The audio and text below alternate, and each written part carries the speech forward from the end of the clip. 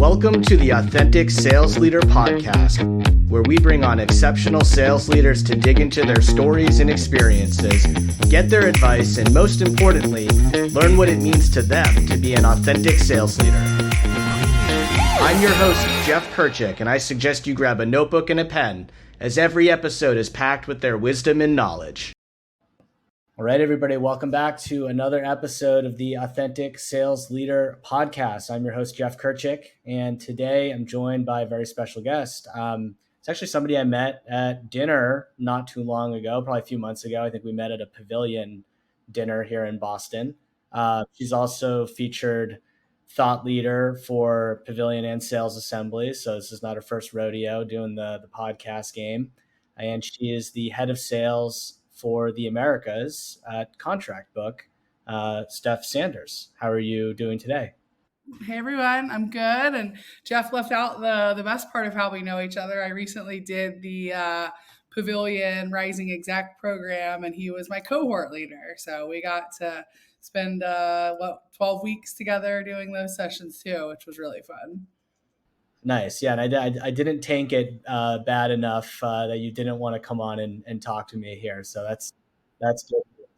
Well, thank you so much. Let's start just by learning a little bit about you and what you do. Tell us a little bit about you and your role, your background coming into sales, what Contract Book's all about. Give us kind of the rundown and all that. Yeah, well, I'll try not to make it like a reading of a resume or anything, but I've been in sales my entire career. I graduated from college in 2009, so not necessarily the best economy, when it comes to a first job out of school, but had been told over and over, hey, you should be in sales, you should be in sales. I guess I have that type of personality. I don't know. My first job out of school, though, I went to work for a company that was basically started as an outsourced biz dev function for teams, dating myself, but this was back before everyone had, their own internal BDR teams and functions. And so I took the job really as a chance to just learn, knew I'd be working with a lot of different companies and a lot of different industries and that kind of thing, and figured I'd try out the sales thing for a little bit and then go figure out, where I wanted to go and specialize when I grew up, quote, quote. I was really fortunate that while I was there, I spent about 4.5, 5 years there. We spun off a whole sales training and consulting side of the business, and primarily we're working with, up and coming software tech companies. And so really just kind of fell in love with the sales process and sales training and methodology side of it all, and realized it wasn't necessarily what you were selling, but kind of how you were thinking about the whole all of the different parts of the puzzle that made it fun. And so ever since then have been at different software tech companies leading sales teams. Spent couple years on more of the biz dev and sales dev side of things, and the past 5-6 years managing full cycle teams and reps, but really just focused on more startup, scale up size organizations going through that hyper growth mode, and helping build out teams and strategies and processes. And I've been at Contract Book for about the past 2 years.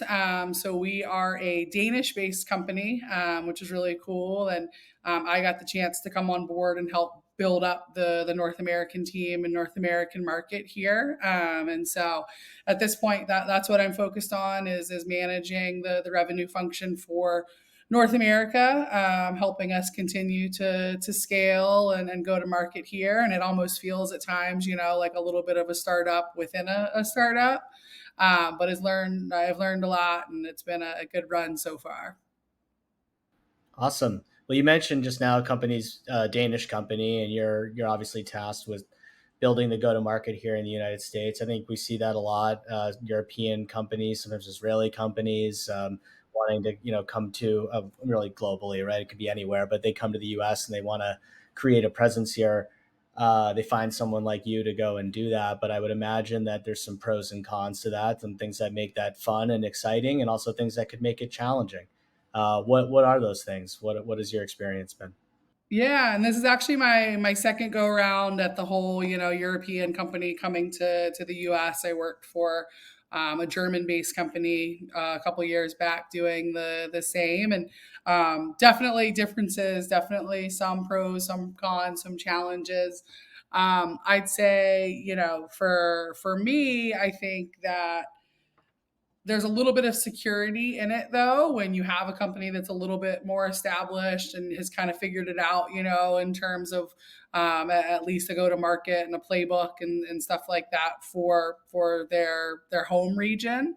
That doesn't mean there's not differences, when it comes to what it takes to build out things here. But I don't know that I'd feel necessarily comfortable jumping in as employee number one or two at a company, but you're almost doing that when you're stepping into that role at an organization as they're expanding into a new market.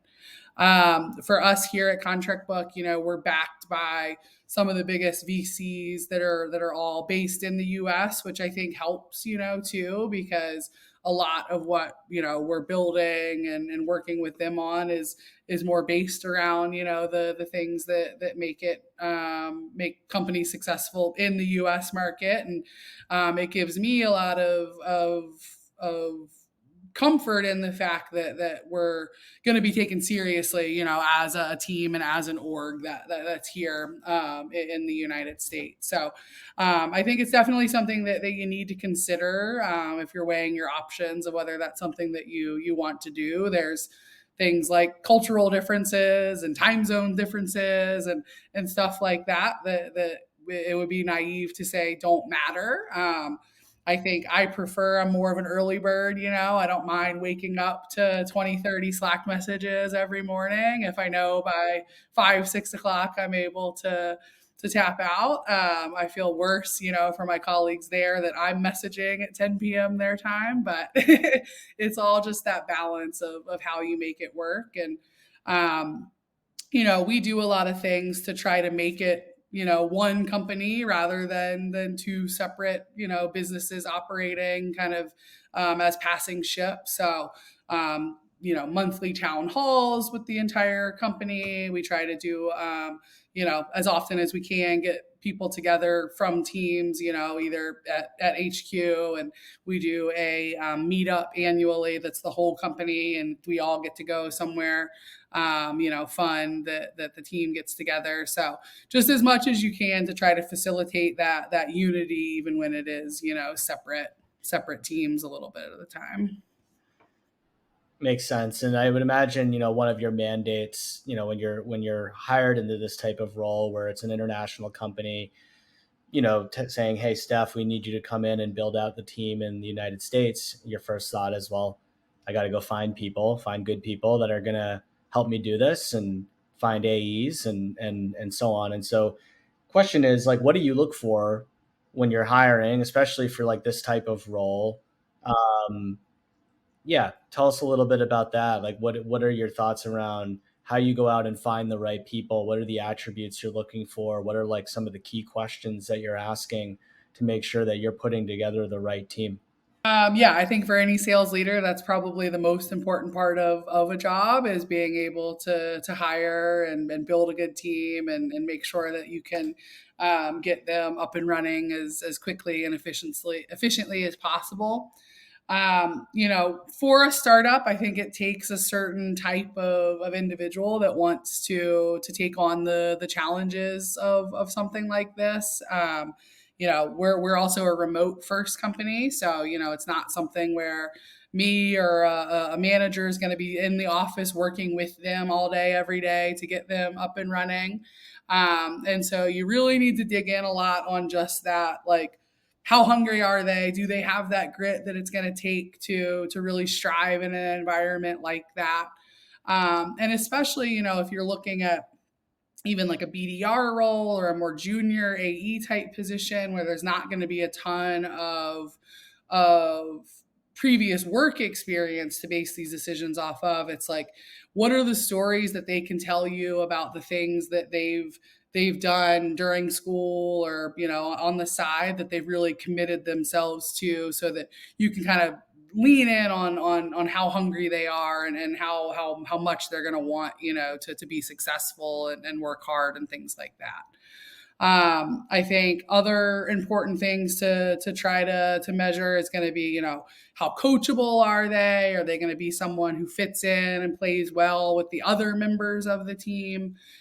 Usually, the most successful teams that I've managed in the past have been a pretty eclectic bunch of people, not coming from similar backgrounds or similar levels of experience, but that almost gives them the ability to learn from each other and work together in a way that if, we were hiring for one specific type of profile that we would be missing. And so, questions that I try to always include and ask are going to be more, situational, behavioral type questions, like tell me stories about this, give me an example of this. Like, I feel like it's so easy for people to know kind of the right answer that you're looking for, but the more that you kind of peel back the layers, you really get to understand, if it is something that they've done or is something that they've experienced versus, telling the story that they feel like a hiring manager wants to hear.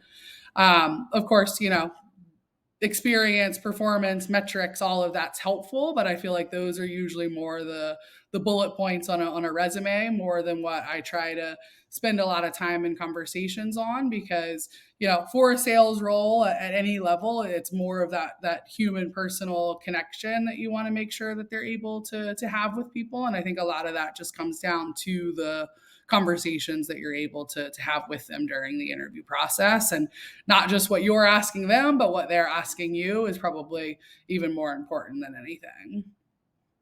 There's a difference between someone telling you a thing and then, you having them do a pitch and then telling them everything that was wrong with it and seeing how they react, which I think is pretty common for a lot of people. They'll do something like this to see if someone's coachable or if they're defensive and stubborn and things like that. But I like the storytelling because anybody can say a thing about themselves. There's no way to validate it, right? But it's hard to make up, really authentic stories and stories that you can validate often by back channeling and on the individual if you'd like to with people they've worked with in the past. So I think that's Yeah, and that's another thing. It's like, I think a lot of people got used to offering references and offering, things like that. And it's sort of like, okay, I know you just gave me the three people, are going to tell me the best things possible about you. And same thing when, prospects asking for customer referrals. It's like, who do you think I'm going to put you in touch with right now? But yeah, the ability to kind of check, the situations, the stories that they've told you. I mean, the SaaS world, for better or worse, it's a very tight knit community, and it's not usually hard to try to get a understanding of what it's been like to work with someone in the past if it's someone who has previous work experience. exactly. Well, I'm gonna pivot a little bit. We're gonna talk a little bit about some of the challenges. I think you and I probably both experienced. Everyone knows there's been a downturn in the SaaS world. I forget what the percentage is. I think it's like 20% of reps are hitting quota or something like that. It's a very depressing number. Um, as a manager, this is tough because you've got people that are struggling. I'm not saying that, I don't know, maybe they're not at contract book. I don't know. But in general, we're seeing that there's reps that are struggling and, they probably want to be making more money. And, this means that maybe comp planning gets adjusted. I don't know. How do you manage, just given that there is this effect that everyone is feeling throughout all of the SaaS world? How do you as a manager adapt to that? How do you speak to the people on your team? How do you make them feel comfortable about how things are going to go for them in the long run?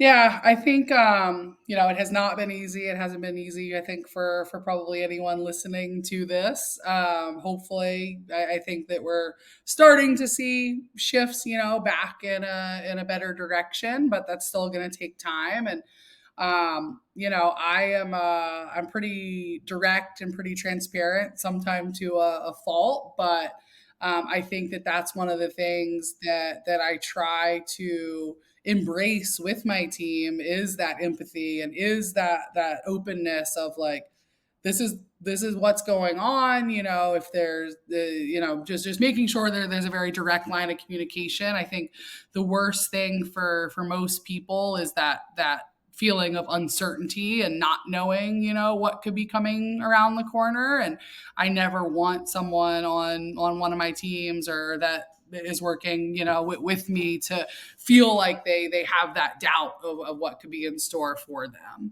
And so just trying to lead with that empathy, lead with that transparency, and doing everything that you can, to help them through tough situations. I personally have been spending a ton more time like working deals myself and working deals with the team.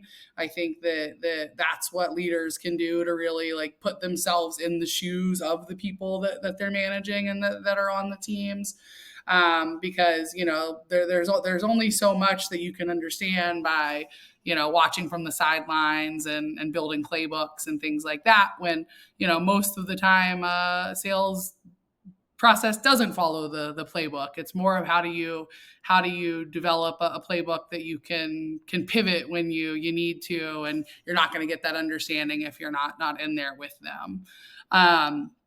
I think that, most organizations have probably had a look at overall goals and numbers and things like that. And if you're in a position where, overall numbers have been adjusted, then that's something that should certainly, go back to the reps as well. And if you have the ability to kind of make those changes and tweaks, I think that's what really gets that buy-in from the team that you're doing all that you can to support them during a difficult time, and try that you're in the same place with them that they are. Yeah, I love that. The transparency piece is key. It's like everyone needs to understand why everything is happening, because I think it makes them feel better. Because it's easy to just draw these nefarious conclusions around something. It's like, hey, why, they must feel this way about me because they're not making this adjustment or whatever, right? Reminds me of, I got to interview Todd Capone, who's the author of The Transparency Sale and The Transparent Sales Leader. So, a lot of similar themes there that I think are very important here around transparency. Yeah, and I just did his leadership course through Sales Assembly, so probably a lot of this is stolen from him. No, that's all good stuff. I mean, big shout out to Todd. If hopefully he's listening. I'm going to pivot, and I guess now to my last question, and this is something I like to ask, like pretty much everyone I talk to, because it's all the rage right now in not just in the sales world, but probably just the world at large, which is artificial intelligence. And there's a lot of these tools that have come out now that can help automate a lot of the work that reps are doing. And even right now, I've been evaluating all sorts of different things that I'm starting to get my hands on that are pretty cool. Very fascinating topic, and a lot of debate about whether it will replace salespeople, it will augment the work of salespeople, maybe a little bit of both. Uh, are you guys leveraging AI? Are you personally, you know, uh, seeing any trends in the industry or have any predictions for how AI will shape the sales space? I think it's going to be, one of those things that if you don't embrace it, if you don't experiment with it, if you don't try it, you're probably going to be left somewhat behind. But at the same time, I'm not in the camp that I see this, replacing every BDR out there and replacing, AEs for the sales process, because there's still, it's missing that human element, which is the biggest piece. And we've been experimenting with things like list building and prospecting research and stuff like that. And I think that there's a lot that it's going to be able to do to help support these roles, but it's nothing that's ever gonna wipe them away. And the reps that are the ones that are smart about it and ways to improve their process are the ones that are going to start to stand out from their peers who aren't using it or against it or things like that. There's a lot out there that you see, that's showing like comparisons of before versus after with through AI and predicting, how this tweak would change, this messaging and that kind of thing. And, I think the more that you try it and experiment and see, what does make the difference for you and your team and your process, the better off you're going to be. But that's also, just like any of these other tools that are continuously coming out. And, what I think my kind of fear with the whole AI movement is that it'll become something like a lot of the other sales engagement tools out there, where as soon as, people start seeing success with it in some way, then everyone starts to replicate the exact same thing that puts us in, challenges that we've seen with prospecting and outbound and sales in general over the past couple of years. And so just like, anything with outbound and sales today, it's going to be the people who use it in a creative way that kind of differentiate themselves from the herd otherwise. Makes sense. Yeah, it's a very measured take. I appreciate it. Like, let's not like overreact, but at the same time, if you're doing nothing, you're probably going to be left in the dust. And I think I agree with that. I think there's a lot of great applications. There's a lot of potential to commoditize outreach, like you said, and which means that you'll need to find other ways to stand out from the crowd. So it actually could create an opportunity for people that are thinking about it. What's the coolest thing that you've done with it so far? Well, so I'm playing around with tools right now that are automating intent signals, actually. So for example, if if a certain prospect of mine has a job posting that mentions an initiative that we could play a role in, and it might mention who that job funnels up to, it's a great signal for me that maybe I should be reaching out to that person right now, right? So I think there's some interesting things about data that can be surfaced. Niche type of data, not like not like firmographic data, like how big is this company or what software do they use, but more specifically, like what are they trying to solve? And a lot of times you'll find that either in an earnings call or a job posting. It's not. It's, I guess you could think of it as like alternative data. Right, like triggers for action. Good stuff. Yeah, I gotta plug my friends at Humantic, since they're the ones who sponsor the podcast. They do a great job of giving that intel about the buyer, personality data, basically, so that you can tune your message in a great way. So obviously one of my favorite tools that's out there, goes without saying. But Steph, thank you so much. Really appreciate the opportunity to chat with you. You're doing some great things, and I appreciate you taking the time to talk to us. Yeah, of course. Great. Always fun to chat. And if anyone wants to connect, I'm just Steph Sanders on LinkedIn. Thanks for tuning in to another episode of the Authentic Sales Leader Podcast. If you enjoyed the show, the best way to share your gratitude is to share the show with a friend or to drop us a review on your favorite podcast app. Until next time, keep it authentic.